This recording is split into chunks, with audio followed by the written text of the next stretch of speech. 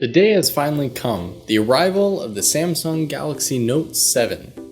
Now I will say right off the bat that this is one of the best phones that I've ever felt in my hands. Now I know I say that a lot, but the Galaxy Note 7 has a really lot to offer in terms of design. Right in your face you have a huge 5.7 inch Super AMOLED 2560 by 1440 HDR capable display, and one of the best things about this is how bright and clear this display is no matter what, if you're inside or in direct sunlight, which is a huge plus over many other phones. Button placement is also very good. Of course, I am very happy with the decision to go with USB Type-C for the charging port, as I'm a strong believer in all companies going this route. You also get a microSD card expansion slot next to the SIM tray, giving you up to 256 gigs of storage. It also includes wireless charging, and yes, ladies and gentlemen, there is indeed a headphone jack across the bottom next to the single speaker. Moving on to one of the features that sets the Note 7 apart from the other Galaxy lineup is the S Pen. Now one of the great features about this inside of TouchWiz is you can do simple things like selecting parts of the screen to take screenshots, you can write notes, and even hover over text to translate it into another language. One of the best new features of the S Pen is the fact that it is indeed waterproof.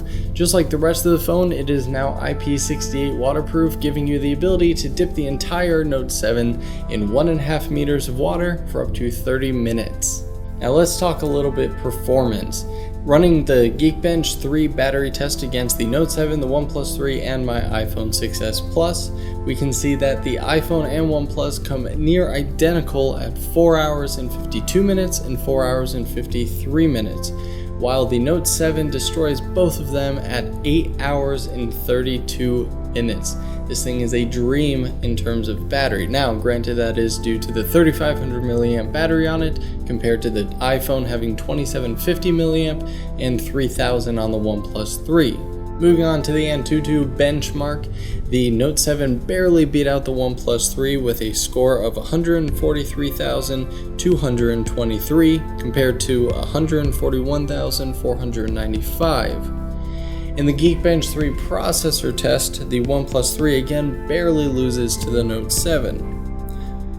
Overall, the system is very smooth and I wouldn't expect anything less. However, I'm very surprised that the $900 Note 7 was barely that much better than the $400 OnePlus 3.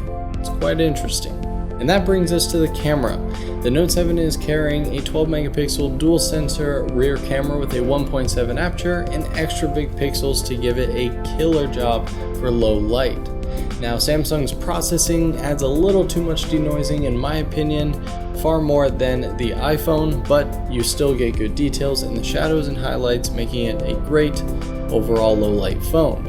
Also, just like the S7 Edge that I reviewed in the past, it has one of the best autofocus systems that I've ever tested out. Going from one subject to another is very quick, and you even have the selective focus feature, which works okay for products, not really too good for people and other things. You get very kind of feathery edges and it doesn't look very realistic, but definitely a cool innovation. Keep it up, Samsung. This is also one of the best camera phones I've seen in terms of dynamic range. Of course, you get a ton of features packed in, 4K video, panoramas, time-lapse, all that good stuff, but one of my favorite is the Pro feature. The way it's laid out like a real DSLR and gives you a ton of different options for changing white balance, shutter speed, ISO. Of course, you can't change aperture, but you give a really cool extra Pro feature compared to the Auto if you want to spend a little extra couple minutes fine-tuning your shot. Overall, I am willing to agree with many other reviews out there claiming this is not only the best phone of all time, but definitely of this year. From the near bezel-less screen to the USB-C support, the camera, the autofocus, the overall feel and design of the phone, there are really only three main things that keeps me from wanting this as a personal main phone device. The first is completely my personal opinion and very subjective. I just hate TouchWiz. It works well, it's pretty stable and smooth and fast, but I hate the rounded corners. The app drawer is not really my favorite, and most of all, I absolutely hate bloatware, and Verizon has plenty packed into this specific phone. The second is the iris scanner. It's a very cool idea and very cool innovation. However, it does take a lot longer than a fingerprint sensor or even a passcode. Where a fingerprint sensor, I can take the phone out of my pocket easily and just leave my finger on the sensor and it will unlock before even looking at the screen. With the iris scanner, you must click to wake it up, swipe to try to unlock it, and then you see the iris scanner come up and you must place your eyes perfectly with a 10 to 14 inches or so, whatever it says, and place your eyes perfectly in the circles and it may do it. It is nice that it is an infrared camera, so you don't have to worry about lighting situations so much. It's just kind of a hassle and definitely not as fast. It's just not. If you get your eyes perfectly, it's fast, but you just have to align it, which isn't as fast. Yeah. But I definitely like the effort, so keep up the innovation, Samsung. I'd rather have something like this than nothing at all. And finally, price for performance. Now I know there's a lot more that goes into building a phone than just the performance and the cost of it, but during the entire time I was testing both devices, the OnePlus 3 and the Note 7, it's hard to compare when the prices are nearly $500 apart. The Note 7 cost me $900, and you can pick up a OnePlus 3 for $400 US. Some categories like the autofocus, the OnePlus 3 doesn't even compare to the Note 7's performance. But in terms of overall speediness of the OS and the overall functionality, it's very hard to say that the Note 7 completely blows the OnePlus 3 out of the water.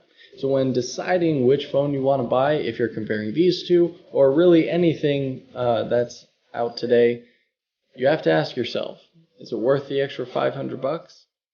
Thanks so much for watching, guys. Before I go, I just want to give a real quick shout out to Connex for making this video possible. Connex makes high-end accessories allowing you to take your old tech and your new tech and make them work in unison.